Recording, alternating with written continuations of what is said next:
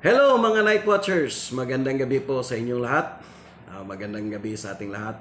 Sa gabing ito, before we go to prayer, let me share with you the Word of God. Uh, Gusto kong i-share sa inyo ang topic for tonight. The keys to unlock poverty. Marami po ito pero tonight I will just give you two. So dalawang susi to unlock the poverty. Alright. So before anything else, we need to understand that poverty starts with the mind. Andito po sa isipan. Yan. That's the reason why the Bible says, sabi ng Biblia, renew your mind. In Romans chapter 12 verse 2, sabi doon, be ye transformed by the renewing of your mind. Kasi po, nandito talaga nag-umpisa yung poverty. Kaya tayo naging mahirap dahil iniisip natin mahirap tayo. Mahirap tayo nung namula tayo sa mundong ito and then we die poor. Dahil ito yung kasabihan sa marami. Isinilang ako ng mahirap, mamamatay din ako ng mahirap. Mga kapatid, sasabihin ko sa inyo sa gabing ito, hindi po kasalanan ang isilang sa mundong ibabaw na mahirap. Pero pag namatay ka na mahirap, kasalanan mo yun. Andito po yun. Biblical o yan. Tatandaan ninyo. Biblical po yan. Nakasalanan mo pag namatay ka na mahirap. Nandito po yan sa pangalawang susi to unlock poverty na pag-usapan natin ngayon. Now, why? God created us in His own image. And God wants us to live in abundant life. Kung titingnan po natin sa Genesis, ang sinabi ho doon, now God created man in His own image, but before He did that, anong ginawa ni God? Ginawa niya ang lahat. He created heaven and earth and everything that is on the earth. The grass in the fields, the fish in the sea, the birds in the sky, and the cattle, and the beasts in the field. Lahat po yun. Every fruit trees and every living thing that creeps upon the earth, ginawa po ng Panginoon ron. For what? It's us. It's for us. It's for our needs. It's for our benefits. Pagkatapos niya ginawa ang lahat ng mga bagay na ito, and then andito na yung provision, tao na lang ang kulang, and then He decided to create man in His own image. And then ano sinabi niya sa tao? Be fruitful and multiply and replenish the earth. So saan doon ang naghihirap? Wala po mga kapatid. Hindi po kahirapan ang gusto ng Panginoon para sa atin. No? God wants us to live in abundant life, to have it more abundantly. Ito po sinabi ng 3 John chapter 1 verse 2. Beloved, I pray that in every way, yung sinabi dito, every way, I pray that in every way you may prosper and enjoy good health as your soul also prosper. Diba? Pag sinabi mong every way yun. Sa pangatawan mo, and sa pera, lahat po doon, sa pagkain, every way. Gusto ng Panginoon na ipa-prosper tayo. So yun po yung mga kapatid. No? Even si Abraham, ito po yung sinabi ni pangako ng Panginoon kay Abraham in Genesis chapter 12 verse 2. Sinabi ni God kay Abraham, I will make your name great and you shall be a blessing. So kapag ka mahirap ka, paano ka nagiging blessing sa iba? Ikaw nga mismo sa sarili mo, naghihirap ka. Di ba? So, ito yung promise ni God kay Abraham. Sa atin din, we can claim it as our own kasi we are the seeds of Abraham. Sabi niya, I will make your name great, I will make you blessings. In other words, ito sinabi ni God. God said, not only I will empower you to prosper, but I will bless you so that you will be able to empower others to prosper. Yun po yun, mga kapatid. No? Hindi lang po yung wealth na ibibigay ni Lord para sa atin, hindi lang po yun para sa atin, kundi magagamit natin para din sa iba. Hindi po kahirapan ang gusto ng Panginoon para sa atin. Number 1, madali lang po ito. Sabi ko, 2 lang. So, number 1 na tayo.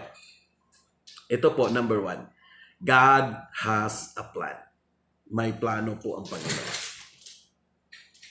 Ano po plano ni God para sa atin? Jeremiah chapter 29 verse 11. Ano sabi ni God? I know the plans I have for you, says the Lord. A plans to prosper you. Yon, yung word na yon, di ba? A plans to prosper you and not to harm you. So, ito po ay applicable para sa ating lahat. Lahat po tayo. Ito po sinabi ng Panginoon para sa atin. I know the plans I have for you, says the Lord, and the plans to prosper you and not to harm you. Kung prosperity ang gusto ng Panginoon para sa iyo, bakit ka naghihirap? Bakit mo sinabi, isinilang ako na mahirap, mamamatay din ako mahirap? Samantala, ang gusto ng Panginoon para sa iyo ay prosperity, that you may prosper. Maging mayaman ka, maging maginhawa ang buhay mo. Hindi man sa sasabihin natin mayaman na marami tayong pera, pero yung maginhawa ang buhay. Kung anong kailangan mo araw-araw, meals 3 times a day, andyan pinoprovide ng Panginoon. Di ba? So, hindi ka naghihirap dahil pinoprovidean ka ng Panginoon. So, God has a plan. Bakit hindi natin nakikita? Bakit ba tayo naghihirap? Dahil hindi natin nakikita ang plano ng Diyos para sa atin. Hindi natin nakikita that God has this plan for us to prosper us. Para na po sa atin yun.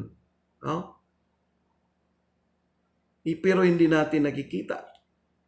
Dahil na rin minsan, sinabi ng salita ng Diyos doon sa Corinthians, sabi niya, no eye has seen, no ear has heard, no mind has conceived what God has prepared for those who love Him.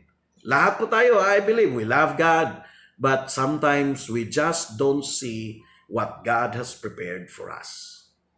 So anong gagawin natin? It's for us, mga kapatid. Nasa sa iyo yun. Imulat mo ang iyong mga mata.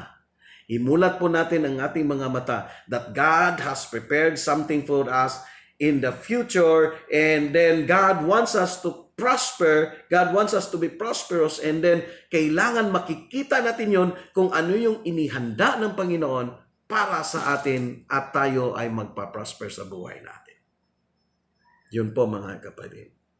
Number 2. So dito lang po tayo. Marami po ito. 7, meron akong 7, then after 7, meron pang iba. But tonight, I will just give you 2. Number 2. God gave you the power. Binigyan po tayo ng Panginoon ng power. Power saan? Power na ano? Ito po. Deuteronomy chapter 18a. Ito ang sabi ng Bible. But remember that the Lord your God, remember the Lord your God. Sinabi po dito, remember. Huwag po ninyong kalimutan. Huwag po natin kalimutan. Remember the Lord your God. Bakit? For it is He who gives you the power to produce wealth. Uulitin ko po. For it is He who gives you the power to produce wealth.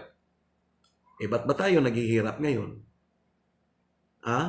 Ba't ba tayo naghihirap? Dahil yung power na binigay ng Lord, nung una sa 1, hindi natin nakikita kung ano yung hinihanda ni Lord for the future. Number 2, binigyan tayo ni Lord ng power. Pero anong ginawa natin doon sa power na ginawa ni Lord, binigay ni Lord? Binigyan na tayo ng power to produce wealth. So kung binigyan ka ng power to produce wealth and then naghihirap ka, ibig sabihin yung power ng Panginoon na binigay sa iyo to produce wealth, hindi mo ginamit. Di ba? So, sinong kasalanan? Di ba? Sinabi ko sa kanina, sa umpisa sinabi ko, hindi kasalanan ang maisilang sa mundong ibabaw na mahirap. Pero, kapag namatay ka na mahirap, kasalanan mo na yon. Bakit? Unang-una, may plano ang Diyos para sa iyo. Hindi mo nakikita. Hindi mo hinahanap. Pangalawa, binigyan ka ni Lord ng power. Pero anong ginawa mo sa power na yon? Imagine, the power to produce wealth. Di ba? Power to produce wealth para maggawa ng pera. Di ba? Dapat mayaman tayo din, marunong tayo gumawa ng pera. May power tayo na gumawa ng pera. Di ba? Pero hindi natin ginamit yun. Ba? Kampante na tayo, nakatira sa isang barong-barong, okay na tayo, nakakain minsan sa isang araw, sa paligid, meron namang lupa dyan, tinubuan lang ng damo, hindi tayo nagtatanim ng gulay. Ano bang power ibig sabihin dito? I-translate natin yung word na power into ability. For sure po mga kapatid, wala pong taong walang abilidad. Wala pong taong hindi marunong hukay ng lupa, magbungkal ng lupa. Wala pong taong hindi marunong magtanim ng kamatis. Wala pong taong hindi marunong magtanim ng kamote. Wala pong taong hindi marunong mag-garden. Di ba? Pero kadalasan sa mga mahirap na setup, titingnan natin, hirap na nga, wala ng pagkain. Pero ang paligid, puro damo. Di ba? Wala man lang kahit gulay sa paligid. Wala man lang kahit tanglad. Wala man lang kahit isang puno ng kamatis. Bakit? Hindi ko sasabihin tamad, pero ang word nga gagamitin ko rito, hindi ginamit yung power na binigay ni Lord. Hindi ginamit yung ability na binigay ni Lord to produce wealth. Diba? Siyempre, pag nag-garden ka dyan, lahat tayo may abilidad sa pag-garden. Pag nag-garden ka dyan, nagtatanim ka ng mga gulay, hindi mo naman maubos yan, kainin yung mga gulay na yan sa isang araw. So, aanihin mo yan, i-harvest mo, ibibenta mo sa kapitbahay, ibibenta mo sa merkado, sa palengke, di ba? So, pag naibenta mo yan, ano nangyari? Nagkapera ka. Di ba? So, binigyan ka ni Lord ng power to produce wealth. So, ito po mga kapatid. Tonight, hahanapin mo natin ano ang plano ng Diyos at gagamitin natin yung power na binigay ni Lord. Remember Proverbs chapter 3 verse 6. Ito po yung panghuling verse for tonight. Proverbs chapter 3 verse 6. Remember the Lord in everything you do. Sabi niya, I will show you the way.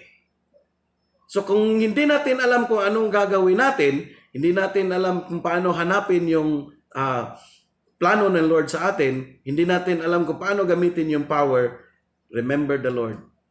Na kahit anong gawin natin, God will guide us. So, wala pong reason to say, hindi ko magawa, hindi ko kaya. Dahil God will show the way. Ituturo ko ng Panginoon ang daan kung ano ang gagawin natin. Maraming salamat po. Good night.